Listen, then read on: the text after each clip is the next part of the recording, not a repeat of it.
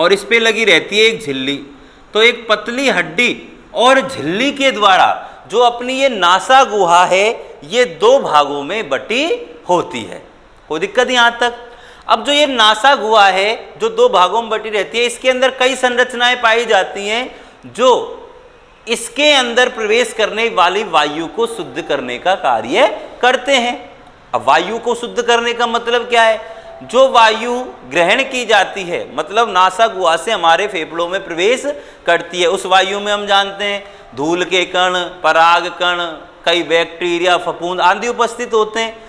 तो उनका शरीर के भीतर प्रवेश करना हानिकारक होता है। तो होता क्या है, जो ये नासा गुहा है इसमें कई सूक्ष्म ऐसी संरचनाएं पाई जाती हैं जो वायु से इन सभी घटकों को बाहर रोककर वायु को शुद्ध या शुद्ध वायु को ही अंदर जाने देती है। अब कौन कौन सी संरचनाएं हैं? इसमें पाए जाते हैं वही महीन व सूक्ष्म रोम, इसके अलावा पाए जाते हैं झाड़ूनुमा पक्षमाभ, सीलिया, फ्लैजेला जिन्हें बोलते हैं अपन। इसके अलावा इसमें जो ये पतली झिल्ली है इसके अंदर जो रक्त प्रवाहित होता रहता है वो रक्त भी है, और इसके अलावा इस झिल्ली में जो श्लेष्मा स्रावित होता है वो श्लेष्मा। तो जो ये चार संरचनाएं बताई हैं हमने, सूक्ष्म व महीन रोम, झाड़ूनुमा पक्षमाभ, इस पतली झिल्ली में प्रवाहित रक्त और श्लेष्मा, ये सभी संरचनाएं वायु में से इन घटकों को, कौन से घटकों को? धूल के कण, पराग कण, फफूंद, जो ये घटक हैं इनको रोककर वायु को, शुद्ध वायु को भीतर जाने देती है। तो ये हो गया भाई किसके बारे में? नासिका के बारे में। ठीक है। दूसरा आता है इसमें, हम पढ़ लेते हैं मुख के बारे में। अब जो ये मुख है, वैसे ये पाचन तंत्र का हिस्सा है, भोजन का टुकड़ा किया जाता है भोजन का इसके अंदर, लेकिन ये जो मुख है वो श्वसन तंत्र के अंदर द्वितीयक श्वसन अंग के रूप में कार्य करता है। अब द्वितीयक श्वसन अंग के रूप में करता है, वे प्राथमिक के रूप में क्यों नहीं करता? क्योंकि जो गैसों का आदान प्रदान है, प्रवेश और बाहर निकालना है, ये मुख्य कार्य नासिका द्वारा किया जाता है। परंतु हम देखते हैं जरूरत पड़ने पर, जैसे अपन कोई ज़्यादा भारी काम कर रहे हैं, कहीं से दौड़ के आ रहे हैं, तो उस समय अपन श्वास किससे भी लेते हैं भाई? मुंह से। तो यहाँ हम कह रहे हैं कि जो ये मुख है वो हमारे अंदर या श्वसन तंत्र के अंदर द्वितीयक श्वसन अंग के रूप में कार्य करता है। श्वास या वायु नासिका द्वारा भी भीतर प्रवेश कर सकती है और मुख द्वारा भी प्रवेश, परंतु फर्क है भाई। यहाँ हमने बताया था कि नासा गुहा के अंदर कई संरचनाएं पाई जाती हैं जो वायु में से उन हानिकारक घटकों को अलग करने का कार्य करती है, लेकिन मुख के अंदर ऐसी कोई संरचना नहीं होती। तो हम कह सकते हैं कि मुख द्वारा ली गई जो वायु है वो नासिका द्वारा ली गई वायु की तुलना में शुद्ध नहीं होती है। जब नासिका द्वारा जो वायु ग्रहण की जाती है वो मुख द्वारा ग्रहण की गई वायु की तुलना में शुद्ध होती है। तो मुख के जो ये दूसरा अंग पड़ा है मुख, ऊपरी श्वसन तंत्र में, इसके अंदर आपको एक ही लाइन याद रखनी है, ये श्वसन तंत्र के अंदर द्वितीयक श्वसन अंग के रूप में कार्य करता है। उसके बाद आता है भाई इसमें ग्रसनी। ग्रसनी पाचन तंत्र के अंदर भी पढ़ा था हमने बताया। तो ये जो ग्रसनी होती है एक विशेष प्रकार की कीपनुमा संरचना होती है और इस प्रकार स्थित होती है कि ये कभी भी भोजन को श्वासनाल में और वायु को ग्रासनाल में जाने नहीं देती है। तो ये ग्रसनी जो है कीपनुमा संरचना है जो स्टार्ट होती है भाई यहाँ से, ये नासा गुहा है, नासा गुहा के पृष्ठभाग से। ठीक है। ग्रसनी कीपनुमा संरचना है जो नासा गुहा के पृष्ठभाग से स्टार्ट होती है, शुरू होती है, प्रारंभ होती है। पिछले जब अपन पाचन तंत्र पढ़ रहे थे वहां भी हमने बताया था कि ग्रसनी 3 भागों में बटी रहती है। 3 भाग कैसे बने हैं? देखो इसके, जो ये नासा गुहा है, यहाँ जो ग्रसनी का भाग है उसे कह देंगे हम नासा ग्रसनी। नीचे ये मुख गुहा में भी खुलती है, मुख गुहा भी इसके अंदर खुलती है। तो जो मुख गुहा का पिछला भाग है जिसमें ग्रसनी खुलती है, जो ग्रसनी में खुलता है उसे कह देंगे मुख ग्रसनी। और फिर यहाँ जाके ये कंठ के अंदर खुलती है तो इसे कहते हैं अपन कंठ ग्रसनी, कंठ के अधर तल पर। तो जो ये ग्रसनी होती है वो 3 भागों में बटी रहती है, नासा ग्रसनी, मुख ग्रसनी और कंठ ग्रसनी। जो वायु नासा गुहा में प्रवेश करेगी उसका क्रम भी ऐसे ही होगा भाई, नासा गुहा से वो प्रवेश करेगी नासा ग्रसनी में, उसके बाद मुख ग्रसनी में और उसके बाद कंठ ग्रसनी में। फिर कंठ से श्वास नली से होते हुए कहाँ प्रवेश कर जाती है वायु? फेफड़ों में प्रवेश कर जाती है। तो ग्रसनी में आपको क्या याद रखना है, कैसी संरचना होती है? कीपनुमा। कहाँ से प्रारंभ होती है? नासा गुहा के पृष्ठभाग से। कितने भागों में बटी रहती है? 3 भागों में। कौन कौन से? नासा ग्रसनी, मुख ग्रसनी और कंठ ग्रसनी। और जो वायु नासा गुहा में प्रवेश करती है वो ग्रसनी से होते, श्वास नली से होते हुए फेफड़ों में प्रवेश करती है। तो ग्रसनी के अंदर इसका क्रम क्या है वायु का? नासा गुहा से नासा ग्रसनी में, फिर वहाँ से मुख ग्रसनी, वहाँ से कंठ ग्रसनी और कंठ से होते हुए करती है। ठीक है भाई। उसके बाद आता है इसमें ऊपरी श्वसन तंत्र का अगला भाग कंठ या स्वर यंत्र। नाम से ही पता लग रहा है स्वर यंत्र मतलब ये स्वर उत्पादक यंत्र, जो मैं बोल रहा हूँ, जो ये स्वर बाहर निकल रहे हैं, ये इसी यंत्र की, इसी अंग की सहायता से निकलते हैं। अब देखिए, इसके प्रारंभ में खत्म हुई थी ग्रसनी और इसके अंत में चालू हो जाती है श्वास नली। तो अपन कह सकते हैं कि जो एक कंठ है वो ग्रसनी व श्वास नली को जोड़ने का कार्य करता है। ठीक है, ग्रसनी और श्वास नली को जोड़ने का कार्य करने वाली जो संरचना है वही क्या है? कंठ या स्वर यंत्र। इसके बारे में एक विशेष याद रखनी है, जो ये स्वर यंत्र है, कंठ है, उपास्थियों से मिलकर बना होता है। और याद रखना है आपको 9 प्रकार की उपास्थियों से मिलकर बनता है। ये कितने प्रकार की उपास्थियों से मिलकर बना होता है? भी ये 9 प्रकार की उपास्थियों से मिलकर बना होता है। अब हम कह रहे हैं कि इसका प्रमुख कार्य, एक चीज और, जो ये कंठ है इसके अधर तल पर, यहां अधर प्रारंभिक तल पर ऊतकों का एक पल्ला पाया जाता है जिसे बोलते हैं अपन एपिग्लोटिस। हिंदी में बोलते हैं इसे घाटी ढक्कन। जो ये घाटी ढक्कन या एपिग्लोटिस होता है, ये जो संरचना है एक पल्ला जैसा होता है, ये ऐसा लगभग ऊतकों का, ये कंठ या स्वर यंत्र के अधर तल पर होता है। कार्य क्या होता है इसका? जब भोजन निकला जाता है तो उस दौरान जो ये एपिग्लोटिस होता है ये कंठ को ऐसे ढक लेता है। अब कंठ को ऐसे ढक लेता है तो इससे क्या होता है कि जो भोजन है वो श्वास नली के अंदर या कंठ के अंदर प्रवेश नहीं कर पाता है। ठीक है भाई। तो भोजन को कंठ के अंदर जाने से रोकने वाली संरचना कौन सी हुई? एपिग्लोटिस या घाटी ढक्कन। ठीक है। स्वर उत्पादन का कार्य कैसे करता है? जो ये कंठ होता है भाई, इसके अंदर श्लेष्मा से बने 2 स्वर रज्जु होते हैं। 2 स्वर रज्जु किसके बने हुए? श्लेष्मा के। इसको अपन ऐसे मानते हैं, खेल खेलते हैं कभी कभी अपन, एक पन्नी होती है जिसे फोल्ड करके 2 भागों में बनाकर जब उसमें अपन फूंक देते हैं तो आवाज उत्पन्न होती है कि नहीं होती? ऐसी ही कार्य प्रणाली इसकी होती है भाई। जो ये 2 स्वर रज्जु हैं वो कंठ के दोनों सिरों के आर पार ऐसे तने रहते हैं। जब ये ऐसे तने रहते हैं तो इनके बीच में एक झिर्री बन जाती है, पतली झिर्री। ठीक है। फेफड़ों से जब वायु दबाव के साथ बाहर निकलती है, अब ये वाला सिस्टम है, जब वायु यहाँ से बाहर निकलेगी तो ये जो झिर्रियाँ हैं वायु इनसे टकराएगी तो ये कंपित होगी।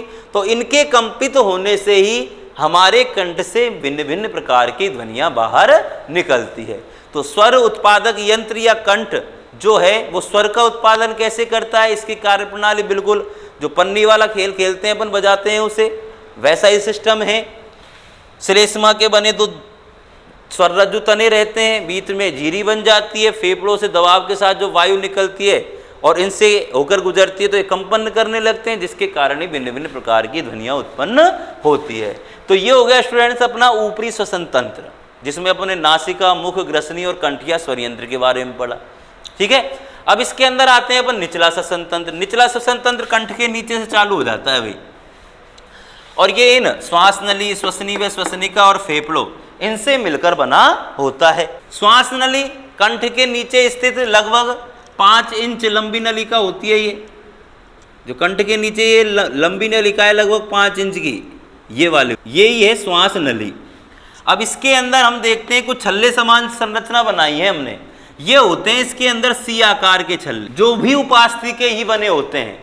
और ये बने होते हैं भाई कूट स्तरीय पक्षमाभि स्तंभाकार उपकला ऊतक, या फिर अपन कह सकते हैं उपास्थि के बने हुए सी आकार के छल्ले श्वास नली में पाए जाते हैं। या पूरा नाम याद रखना है, कौन से ऊतक के बने होते हैं? कूट स्तरीय पक्षमाभी स्तंभाकार उपकला ऊतक के बने होते हैं। ये वाले भाई, ये कंठ है, इसके नीचे यदि अपन हाथ लगा के देखेंगे तो कुछ उभार सा एहसास होगा हमको। यही हैं सी आकार के छल्ले। ये छल्ले ही हैं जो वायु के आदान प्रदान के समय श्वास नली को पिचकने से रोकते हैं। कभी कभी हम देखते हैं घरों में मोटर लगाते हैं अपन पानी की, पानी मोटर के द्वारा नली द्वारा फेंका जाता है। कभी कभी क्या होता है, मोटर जब हवा ले जाती है, पानी नहीं आता रहता है तो नली चिपक जाती है। ऐसा ही सिस्टम इसका होता है। इसे चिपकने से रोकने के लिए इसके अंदर क्या पाए जाते हैं? भाई सी आकार के छल्ले पाए जाते हैं जो श्वास नली को चिपकने से रोकते हैं। इसके अलावा जो इसका उपकला होता है, इसके द्वारा स्रावित होता है भाई श्लेष्मा, चिपचिपा पदार्थ। ये श्लेष्मा क्या करता है? जो वायु इसके अंदर आई है, यदि उसमें कुछ अब हानिकारक घटक या अनावश्यक घटक वायु के साथ आ जाते हैं तो वो इस श्लेष्मा के साथ चिपक जाते हैं और फेफड़ों में शुद्ध वायु ही प्रवेश करती है। तो ये तो हो गई अपनी क्या भाई, श्वास नली। कंठ के नीचे याद रखना है 5 इंच लंबी नलिका है जो क्या कहलाती है? श्वास नली। इसमें कूट स्तरीय पक्षमाभी स्तंभाकार उपकला ऊतक के बने सी आकार के छल्ले पाए जाते हैं जो श्वास नली को चिपकने से रोकते हैं। इसका जो उपकला होता है श्वास नली का, उसके द्वारा श्लेष्मा स्रावित होता है। श्लेष्मा वायु के साथ आने वाले जो अनावश्यक घटक हैं, तत्व हैं, उन्हें रोककर शुद्ध वायु को फेफड़ों के अंदर प्रवेश करने देता है। अब आते हैं भाई इसमें हम निचले श्वसन तंत्र के दूसरे भाग पर, श्वसनी और श्वसनिका। यहाँ देखो भाई स्टूडेंट्स, गले के नीचे ये आ गई या फेफड़ों में प्रवेश कर गई और वक्ष गुहा में प्रवेश करने के बाद यहाँ यदि हम देखें तो ये श्वास नली 2 भागों में बट गई। तो जब श्वास नली 2 भागों में बटती है तो इन्हें ही कहा जाता है भाई श्वसनी, और श्वसनी में भी इन्हें कहा जाता है प्राथमिक श्वसनी। अब ये इनका क्रम होगा भाई, प्राथमिक श्वसनी। तो श्वसनी क्या है भाई? सीधी सी बात है, श्वास नली वक्ष गुहा में प्रवेश करती है तो वक्ष गुहा में प्रवेश करने के बाद 2 भागों में विभाजित हो जाती है। ये इन्हें ही कहा जाता है प्राथमिक श्वसनी। अब प्राथमिक श्वसनी हम देखते हैं, देखिए अपने अपने और के फेफड़ों में होकर विभाजित हो गई, विभाजित और भी विभाजित होकर अपने फेफड़ों में प्रवेश कर गई। तो जब ये प्राथमिक श्वसनी विभाजित होती है तो इन्हें कह दिया जाता है द्वितीयक। अब जो ये फेफड़े होते हैं भाई, ये फेफड़े भी खंडों में विभाजित रहते हैं। तो जब ये द्वितीयक श्वसनी फेफड़े के प्रत्येक खंड में प्रवेश करती है तो और भी छोटी नलिकाओं में विभाजित हो जाती है, जिन्हें कहा जाता है तृतीयक श्वसनी। ठीक है, श्वास नली पहली बार विभाजित हुई 2 भागों में तो प्राथमिक श्वसनी, फिर प्राथमिक श्वसनी अपने अपने फेफड़ों में विभाजित होकर प्रवेश करती है तो इन्हें कहते हैं द्वितीयक श्वसनी। फिर द्वितीयक श्वसनी जब फेफड़े के प्रत्येक खंड में प्रवेश करती है तो और भी विभाजित हो जाती है, जिन्हें कहा जाता है तृतीयक श्वसनी। अब जो ये तृतीयक श्वसनी है, ये जब आगे विभाजित होती हैं तो इन्हें कहा जाता है श्वसनिका। ये रही भाई श्वसनिका। ये तृतीयक श्वसनी जब विभाजित होती है तो उन्हें क्या कहा जाता है? श्वसनिका। ठीक है, अब जो ये श्वसनिका है ये वाली, इसका जो ये अंतिम सिरा फूला हुआ है, इससे पहले मतलब श्वसनिका जो होती है, इसके अंतिम सिरे को कहा जाता है सीमांत। श्वसनिका के अंतिम सिरे को क्या कहा जाता है? सीमांत श्वसनिका। और जो ये सीमांत श्वसनिका है, ये फूलकर गोल गुब्बारे समान रचना में बदल जाती है, जैसे हमने चित्र में दिखा रखा है। इन गोल गुब्बारे समान रचना को कहा जाता है भाई कूपिकाएं।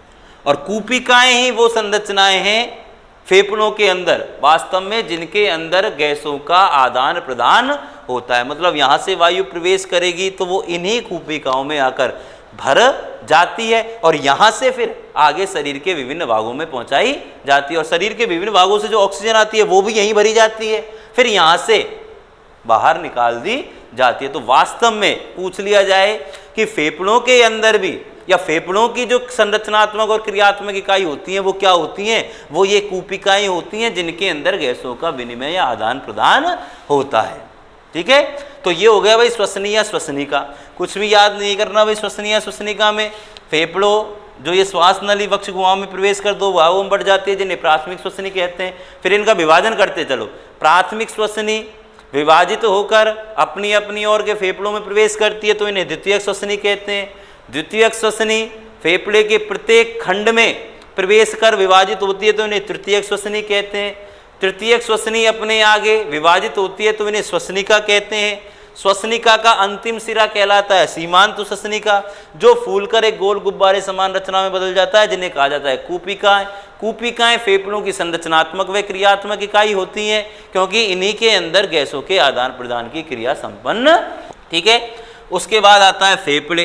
फेफड़ों की यदि अपन बात करें भाई, सबसे पहली चीज फेफड़े ही प्रमुख श्वसन अंग हैं।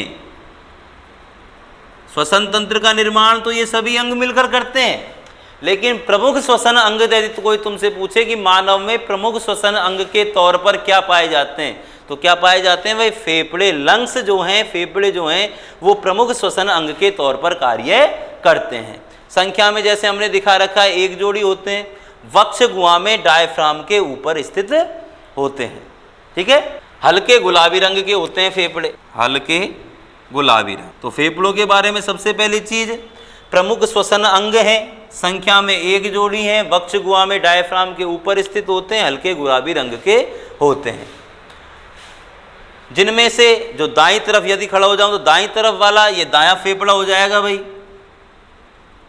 और ये हो जाएगा इसमें बायां फेफड़ा। दोनों फेफड़े आकार में बिल्कुल समान नहीं होते हैं। क्यों? क्योंकि जो ये बायां फेफड़ा होता है ये दाएं फेफड़े से थोड़ा छोटा और चौड़ा होता है। ठीक है, इसके अलावा बायां फेफड़ा जैसे मैंने यहां बता रखा है, ये तो 2 खंडों में विभाजित रहता है, और जो दायां फेफड़ा होता है वो 3 खंडों में विभाजित होता है। प्रत्येक फेफड़े की यदि हम बात करें तो प्रत्येक फेफड़ा कई संरचनाओं से मिलकर बना होता है। जैसे इसमें देखिए, अनेक श्वास नलियां हैं, रक्त वाहिनियां होती हैं, लसिका वाहिनियां होती हैं, कोमल तंतु होते हैं, वायु कूपिकाएं होती हैं। ऐसी अनेक संरचनाओं से मिलकर प्रत्येक फेफड़े का निर्माण होता है। प्रत्येक फेफड़ा किससे मिलकर बना होता है भाई? श्वास नलियों, असंख्य श्वास नलियों, वायु कूपिकाओं, रक्त वाहिनियों, लसिका वाहिनियों, कोमल व स्पंजी तंतुओं, इनसे मिलकर प्रत्येक फेफड़ा बना होता है। और प्रत्येक फेफड़े के अंदर जो ये कूपिकाएं होती हैं वो इनकी संरचनात्मक और क्रियात्मक इकाई होती हैं, जिनके अंदर रक्त केशिकाओं का सघन जाल पाया जाता है। तो ये फेफड़ों के बारे में आपको याद रखना है। और यहाँ हो जाएगा ये अपना निचला श्वसन तंत्र। ठीक है भाई, उसके बाद आता है इसमें श्वसन मांसपेशियां। प्रारंभ में बताया था हमने, श्वसन क्रिया में सहायक जो मांसपेशियां हैं उन्हें कहा जाता है श्वसन मांसपेशियां। और श्वसन मांसपेशियों के रूप में मुख्य रूप से कार्य करती है भाई ये मध्यपट या डायफ्राम। मध्यपट या डायफ्राम जो है वो वक्ष गुहा को उदर गुहा से अलग करती है। ये वक्ष गुहा, इसके नीचे उदर गुहा, दोनों फेफड़ों को आधार प्रदान करती है। कंकाल पेशी की बनी एक चादरनुमा संरचना होती है, और जो गैसों का आदान प्रदान होता है फेफड़ों या कूपिकाओं के अंदर, वो आदान प्रदान जो ये डायफ्राम है इसी के संकुचन व शिथिलन के कारण होता है। हमने कहा था श्वसन क्रिया में सहायक होती है। श्वसन मतलब गैसों का आदान प्रदान, सहायक है कि नहीं बताओ? क्योंकि इसी के संकुचन और शिथिलन के कारण ही फेफड़ों या कूपिकाओं में गैसों का आदान प्रदान होता। क्या है, जब ये डायफ्राम संकुचन करता है तो जो वायु है वे फेफड़ों के अंदर भर ली जाती है, और जब ये शिथिलन करता है तो वायु मतलब CO2 समृद्ध वायु, उस CO2 समृद्ध वायु को फेफड़ों से बाहर निकाल दिया जाता है। ठीक है, तो ये तो हो गया किसके बारे में? श्वसन मांसपेशियों में मध्यपट या डायफ्राम के बारे में। मध्यपट या डायफ्राम श्वसन की क्रिया या गैसों के आदान प्रदान की क्रिया में सहायक प्रमुख मांसपेशी है। कंकाल पेशी का बना एक चादरनुमा संरचना है, वक्ष गुहा को उदर गुहा से अलग करता है, और इसके संकुचन और शिथिलन के कारण ही फेफड़ों में गैसों का आदान प्रदान होता है। जब ये डायफ्राम ये मांसपेशी संकुचन करती है तो O2 समृद्ध वायु को कूपिकाओं में भर लिया जाता है, और जब ये शिथिलन करती है तो CO2 समृद्ध वायु को फेफड़ों से बाहर निकाल दिया जाता है। और दूसरी है इसमें विशेष प्रकार की इंटरकोस्टल पेशियां, ये पाई जाती हैं भाई पसलियों में। ये जो पसलियां होती हैं इनमें पाई जाती हैं ये विशेष प्रकार की इंटरकोस्टल पेशियां। जो ये डायफ्राम, ये पेशी जो है डायफ्राम संकुचन और शिथिलन जो करता है वो इसी इंटरकोस्टल पेशी के कारण ही करता है। इसके संकुचन के कारण डायफ्राम संकुचन करता है और इसके शिथिलन के कारण डायफ्राम शिथिलन करता है। तो ये हुआ स्टूडेंट्स अपना श्वसन मांसपेशियां, श्वसन में सहायक मांसपेशियां मध्यपट और इंटरकोस्टल पेशियां। मध्यपट ये चादरनुमा संरचना और इंटरकोस्टल पेशियां पाई जाती हैं पसली। ठीक है भाई, तो ये हुआ अपना मानव के श्वसन तंत्र का वर्णन कि मानव का जो श्वसन तंत्र है वो किन किन अंगों से मिलकर बना होता है और उन अंगों की संरचना के बारे में हमने आज चर्चा। ठीक है भाई, यदि इससे संबंधित आपको कोई समस्या हो तो कमेंट बॉक्स में डाल देना।